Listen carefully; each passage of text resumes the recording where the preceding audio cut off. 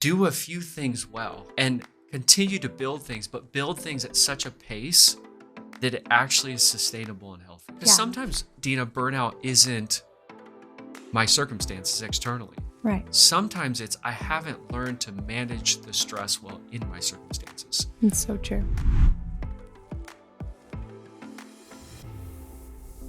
Welcome to the Thrive College podcast. It is episode 3. Heyo, if you have not listened to episode 2, pretty much crying, feeling all the things.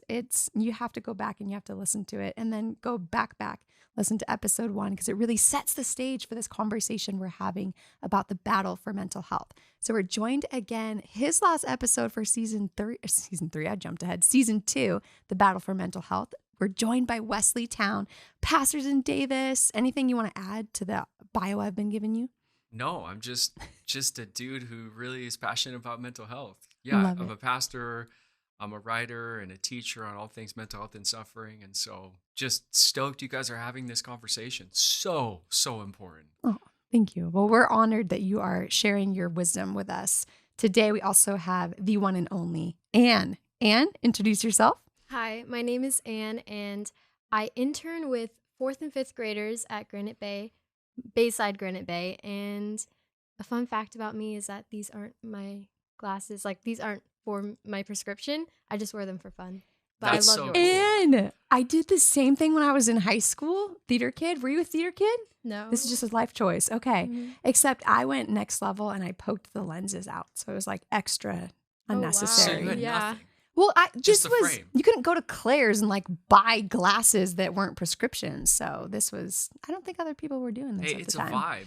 Beanie, glasses. Yeah, I Love actually it. I feel so left out right now. I bought Okay, my but- first fashion pair at Claire's. So Hey, we are Yep. just understanding each other this morning.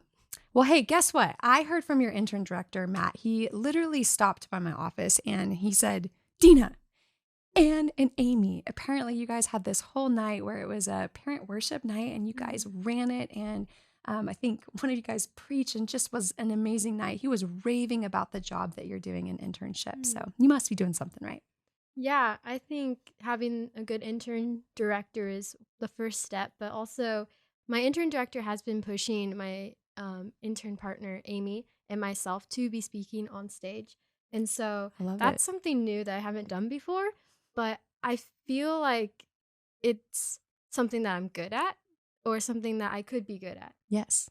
Mhm. You just preached for us at our chapel last Thursday, and I agree. You are great at it, and I can't wait to see what God does with it in your future. Thank you. So, as we're diving in, always want to pass the mic to the next generation of leaders. So, Anne, take it away. Yeah, so through Thrive College, we've had our communications intensive where we learn how to write a sermon. And so through that intensive, I've learned how to write a sermon, and I was preparing to give my sermon like the same day. And I felt like I had a calling towards that direction. And so I have a question about a calling and just how can you protect your mental health while also striving to go towards your calling and making sure that that doesn't interfere with your calling. That is such a valuable question. First of all, great job for thinking of that question. Secondly, this is a part of my story. I mean, I started ministry super young. I started Bible study when I was 18 years old as a high school student, actually 17.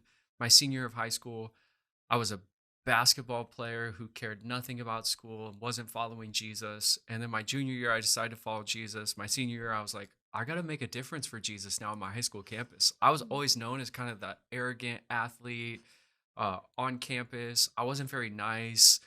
I kind of kept to myself. I partied a lot.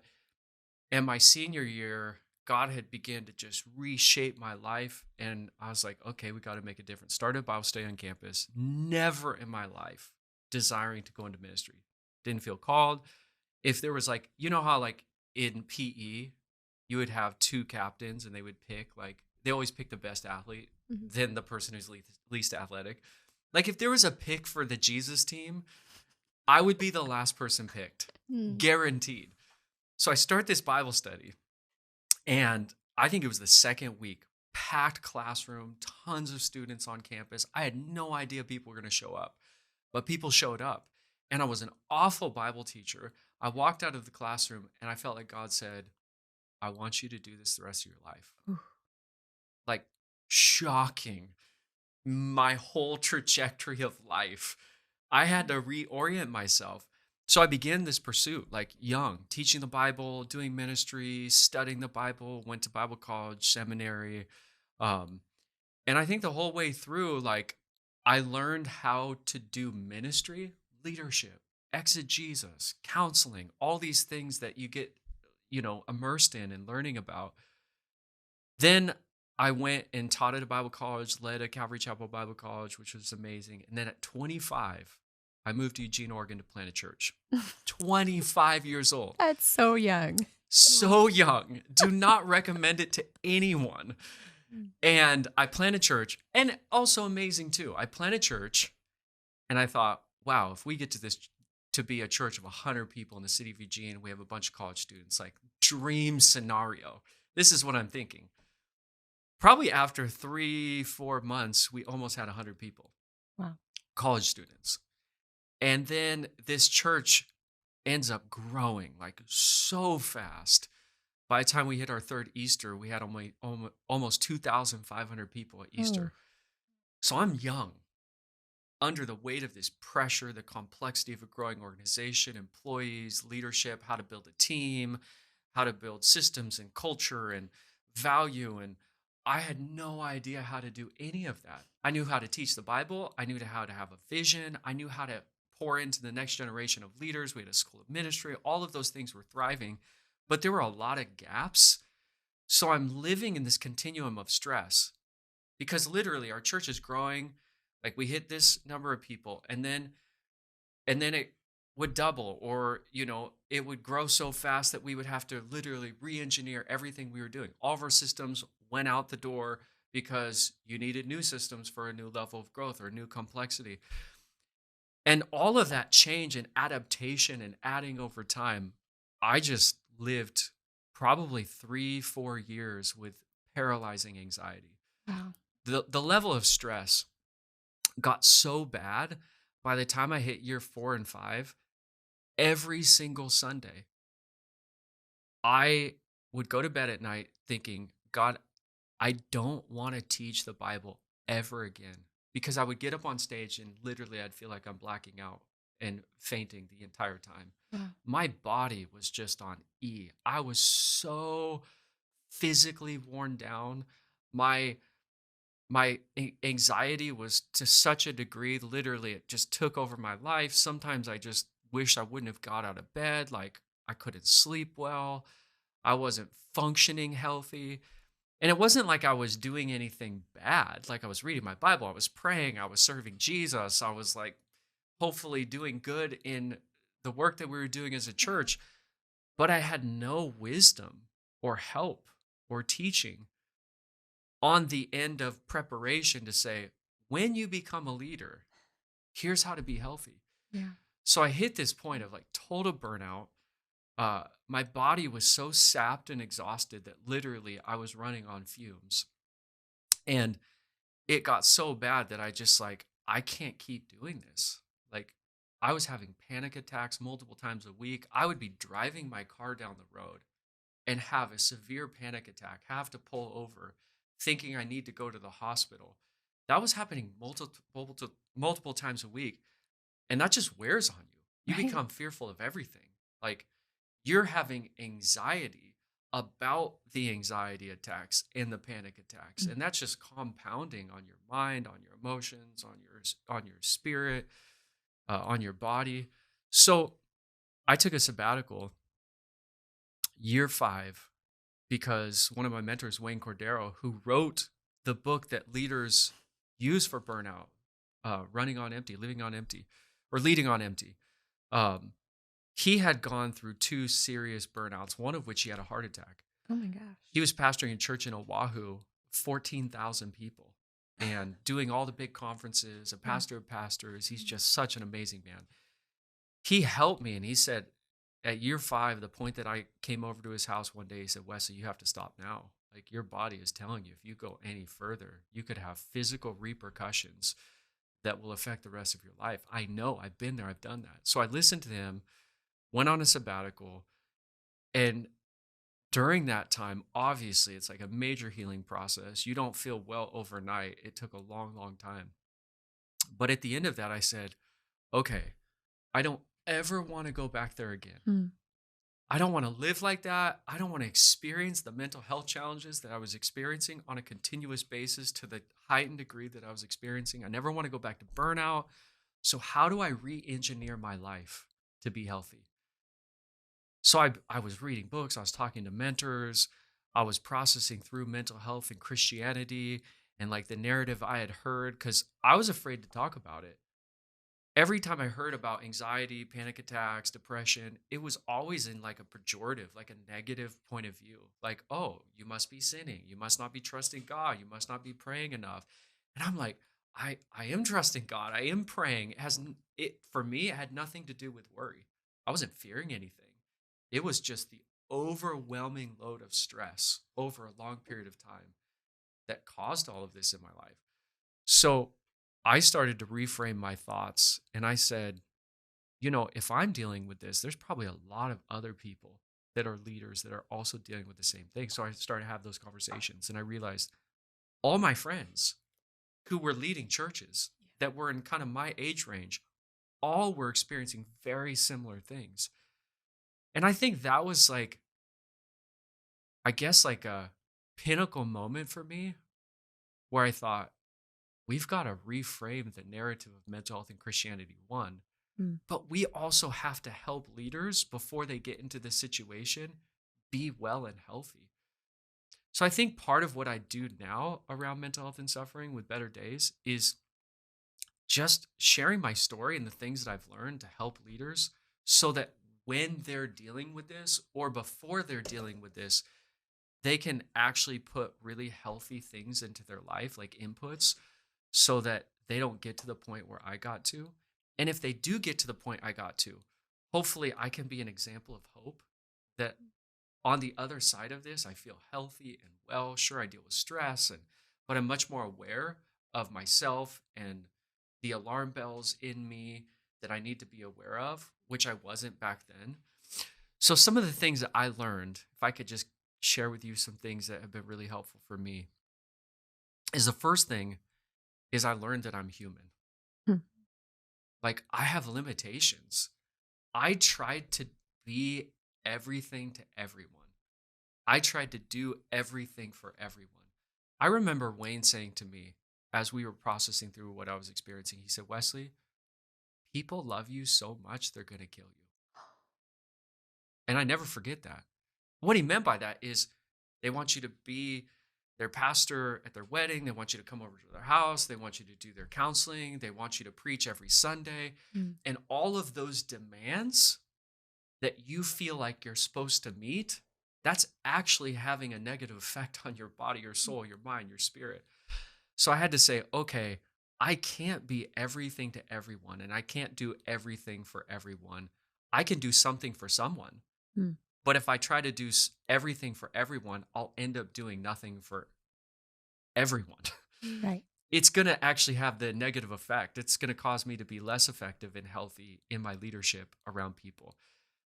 And so I had to face my limitations, realize that I only had so much time, so much energy, and I only had so many giftings where I needed to be aware that like some of the things I'm doing are actually weaknesses. I'm awful at them. I'm not meant to do them to the extent I'm trying to.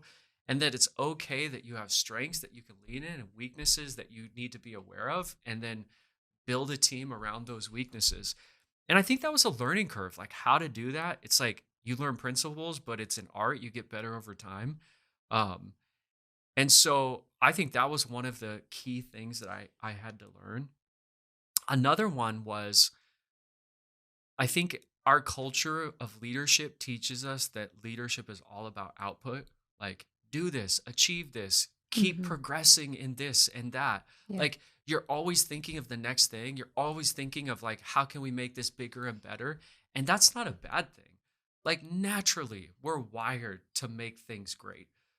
However, every aspect of progress brings stress and pressure to me and to the people that I'm leading, right? So you have to count the cost. Like you have to be aware of how much progress to make in how much time will be healthy on you and the people that are helping you. And I don't think I did that well at the beginning. Like I was constantly making progress and vision and such. And then the people that were leading alongside of me were probably feeling the same way I was feeling. And a big mistake and failure on my end, but also just the evolution of experience, I didn't know. Mm. And I had to learn that do a few things well and continue to build things, but build things at such a pace that it actually is sustainable and healthy. Mm. So that was something because I'm an achiever and I'm a visionary, and I had to learn to adapt to do that in a really healthy way. And then with the input, I also had to learn not only to pace that, but also realize God doesn't create me just to be a person of output. Mm. God's created me to be a person of input. And there has to be a balance, a symmetry, a dance, a harmony in that. Like, I can't just give and do and build and be. I also have to rest and disconnect and fill up again. You know how, like, some people on their iPhone, they're, when it gets below 20%, it goes red. Mhm. A lot of us, we live in that deficit. Mhm. We're like, oh, I'm on 1% red and I'm going to fill up to 20% red, but I'm always in red. I'm always filling that deficit. That's how I lived for so long. So I had to learn how to get outside of the red zone Mm. and to get in the green zone, to be like, okay, I have to be really intentional to actually fill my tank up so that Yeah. I'm not feeling depleted all the time, but I'm actually feeling well and rested. And like there's joy in what I'm doing because I'm not empty all the time. Yeah. And so I had to look at all the parts of my life and say, I've got to invest in those. Self care is not selfish, self care is stewardship. Mm. And if we don't care for ourselves, we can't care for anybody else. Yeah. Like stewarding our leadership is first and foremost stewarding ourselves. And some people think of that as like selfish. And I'm like, wait a minute. Even Jesus did that. Even Jesus got away frequently to rest and to fill up his soul with the Father. Even Jesus felt depleted. So breaking away is so valuable because if we don't break away and we don't fill up our tank and we don't take the depleted state and get it back to a healthy state on a continual basis, we literally will break under the Mm. weight and stress and pressures of leadership. I think those are three like big things, and underneath those, like dealing with the stress and so on and so forth, there's a lot of practical things that I now do in my life. But as far as concepts, like life changing for me, and I feel really healthy. And I also am more aware of myself now, like how God wired me. Like when you're new in leadership, you try to do everything and you try to be everything, and then you try to like mirror other people. And I had to learn, like, no, this is who you are, and this is what you're really good at, Mm. and lean into that. Don't try to be this, and you don't have to do this like this person. Just like own who you are, and that's going to be the most effective form of leadership that you That's so good. I have a follow-up question, if that's okay, Anne. Oh, go ahead. I was just thinking, I feel like there's part of this that it just in pastoring young college students feels like a real generational gap. So I work with people, and my bosses are in their 50s, and their mentality is a little bit more that push push. Your and I's generation, we're kind of somewhere in the middle of like, yeah, there's moments to push, and then there's real moments to withdraw and to have. be refilled. I feel like this younger group of leaders that I'm beginning to pastor, they're very sensitive to the push. So, when do you know it's the right time to say yes to a challenge? Yes to adding something into your life? Yes to being pushed to maybe grow and expand? And when are you seeing those warning signs that you're already dealing with too much and you don't need to add something? You need to more adjust those inputs, not have Yeah. more outputs. Yep.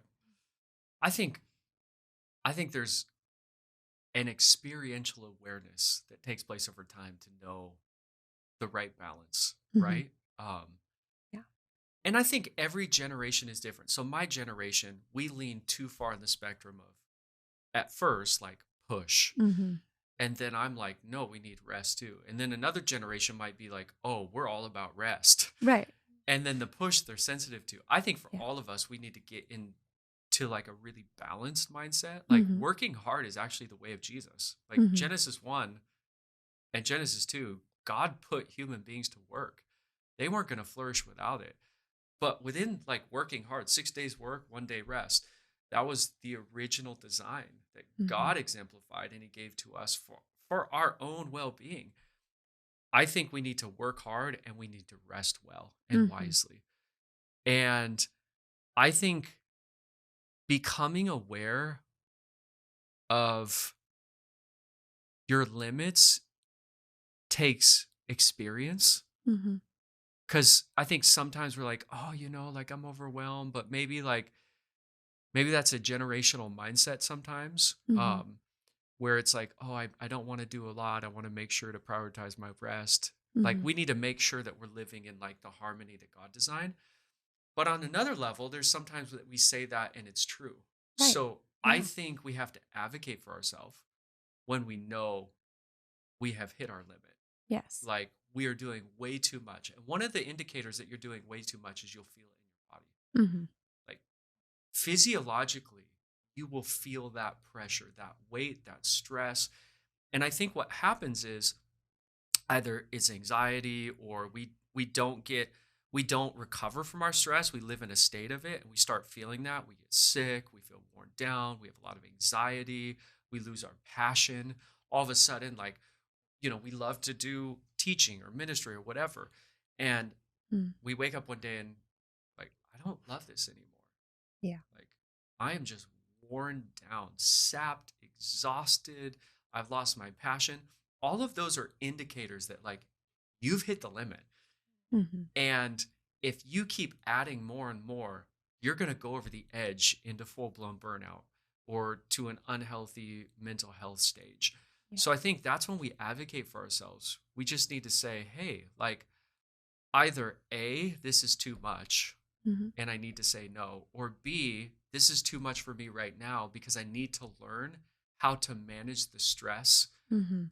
of this current circumstance. That's so good. Because Yeah. sometimes, Dina, burnout isn't my circumstances externally. Right. Sometimes it's I haven't learned to manage the stress well in my circumstances. It's so true. So we've got to think about both of those lanes Yeah. when we say no. I think we just have a healthy conversation It's so good. with whoever's leading us. I love that. I love that. That is, I think, the best advice because even if the generations are feeling this different, and they're truly sensing different calls from God, the more that we're talking to each other and listening to each other Yes. and respecting each other. I have tried to take a lot of input from the young college students that I'm leading and say, okay, well, maybe there is something actually a little off about the pace of even Thrive College and what we ask them to do. Because if the students are coming to me and saying, I'm not doing well with the Lord, or I'm not sleeping well, whatever it is, I want to listen to that. And then I also want to say, let's take a look at your full schedule and see if there's other things we can cut out. So I love that advice. Listen to your leaders. And just personally, I feel like the previous 18 months of my life, I had this long conversation with God where I was like, can't handle it. Can't handle it. What you're asking me to do, there's no option to not do, but also like I'm kind of crumbling in the midst of it. And through that ongoing conversation with God and other people, what he ended up doing is he grew me through it. And so I think there are seasons that we can opt out of and we can take ourselves out of that. And then there's also moments where we can cry out to God and say, grow me through this so I can do what you have called me to do. In my particular circumstance, it was being a mom. I cannot opt out of that one, Mm, right? But I could mom differently, right? so good. I could mom and still get 8 hours of sleep, even though I was telling God it was impossible. And so, yeah, just to encourage you, Anne, I love that that's the question that you're asking. I love what God has called you to, and I hope this is helpful for you. And I'm sorry if I stole your follow-up question. I just had that one. Oh, Did you have any um, follow-up? well, kind of. A little bit of a follow-up question or just a question on its own is those other things in my daily life that I might need to cut out. Um, what is like that healthy balance? Because when I started Thrive, I had so many shows I was watching. I was even like reading a bunch of books that just weren't the Bible. And so from being in Thrive, I've realized that I don't even do those things anymore. Now I'm just focusing on the Bible. And part of rest could be enjoying those things. And so just what is the balance that I can find in that? A healthy one. Yeah. I don't think there's a perfect formula, Mm. right? Like we're all different. And what depletes in us quick might be different individually, right? And what needs to be filled up quickly might be different in each of us individually. So I don't think there's any like magic formula for every person in every situation. But I do think that over time we kind of learn like, oh, it's okay that I pour into this part of my life, like fun. Mm. Fun is good. It brings us joy. It disconnects us from the stressors and pressures of life. We get kind of, in a healthy way, can mentally detach for a moment from all the things we have to think about, all the responsibilities, and just like enjoy something. I think that's something God has given us as a gift, like to do things that fill up our soul that we really enjoy with people or individually. So I just wouldn't feel guilty Mm. about that as a Christian. I think sometimes as a Christian, we're like, "Oh, like I'm supposed to read my Bible for 18 hours a day. Jesus didn't even do that. Mm. So like Jesus hung out with people. He laughed, he ate meals with people, he lived life. Like there's so many aspects of what it means to be a follower of Jesus that sometimes we don't realize is very expansive rather than myopic. Like, oh, I've put myself into this box. So I think doing things you enjoy is actually really, really good and healthy. Um, and I think, in life we have big rocks and small rocks. What are those big rocks? These are non negotiable things that I need to invest in. And I need to allocate time to every week. And what are small rocks? Non negotiable. We should have more big rocks than small rocks, right? Like, Mhm. so that we don't have too many things that fill up in our bag of responsibilities. So I think you just write down, like, what are my big rocks? Like, that are priorities in my life? What are my small rocks? And like, how many Mm. small rocks can I add to my bag before it's too heavy? Wow. And in every That's good. season, that's a great way to evaluate like what I can pour into. And we need to have fun things like in our bag too. So like Mm. some of those might be like a big rock or a small rock, but we need to add that to our backpack of responsibilities. So maybe that helps as like a Mhm. concept or a tool. Yeah, it definitely does. So I love giving out homework. I don't know if people like receiving homework, but here's the homework I think from this episode is I love the big rocks, little rocks. If you feel a sense of calling in your life, and that calling, by the way, is not just for pastors. We are all called to ministry. We are called to make disciples. So if you sense that God has important work for you to do, your homework from Dina is to take out a piece of paper, or you can even do it on your phone and title Big Rocks and then Little Rocks and write down, put into words those non negotiables that God has called you to. And then write down your little rocks and make sure in your big rocks, I think one of the things you're saying, one of the big rocks is rest and things that truly make your soul delight and have fun and Yes. experience the good side of life. It's not just all the list of things you think God needs you to do, but it's also the things that God wants you to receive and to experience. Mm. I have one more thing to add. Yes, do. One more piece S- of homework? No, no, no Okay, more you're like, no homework. more No more homework. homework. That's for you to give out. Okay, Oh. I'll be the I'm the homework no queen. homework guy. Oh, you're so much nicer. But amazing questions. And I want to circle back to one of your questions because I think there's something important just to say to young leaders. When you get to the point where you want to hit the eject button, Mm. you just want to quit. Too hard, too stressed, too much. Most of the time, I would recommend don't hit the eject button.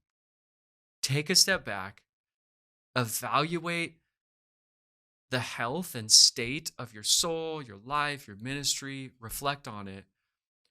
Write down the things you can do to be more healthy and have a conversation with whoever's over you and share honestly and It's good. vulnerably, but also invite them in to help you. I think most leaders want to help other leaders flourish. And sometimes we're afraid to have that conversation, but sometimes that conversation could be life changing for us. Instead of quitting because it is hard, and life is hard, and ministry and leadership is hard, and we all feel like quitting sometimes. Mhm. Sometimes a healthy like moment of reflection and learning and growth. What can I do better to manage the stress? What are the most important things I can do? What are things that I may be doing and putting more too much investment into that I can allocate to somebody else or somewhere else? And then what type of conversation can I have with a person over me that can help me come alongside of me to live and to thrive once again in the things that I'm doing? I just say too many of us are tempted to quit, and maybe some of us want to quit at this moment. Maybe the answer for most of us is not to quit, Right. but to get better and healthier in what we're doing. So So I just want to helpful. encourage anybody out there that's just feeling that. I love that. That's so helpful, Wesley. These past 3 episodes have been so very helpful. And I want to encourage anyone listening that is truly sad that this is your last episode, at least in this series on mental health, that they can still experience more of your wise teaching through 2 avenues. One, the Bayside Davis Teachings podcast. So you can go and listen to the amazing word from God's word that Wesley gives every week to his church in Bayside Davis, but also the Better Days podcast. If you cannot get enough of these concepts of how we can, as leaders, as people called, have great mental health, then check it out because it is so good. Thank you. Thank you. So appreciate that and love the Thrive College and the Thrive College podcast. You guys are amazing. You're amazing. And thank you for joining us and interviewing me. What a joy to know you and just to be a part of this. So glad to have you.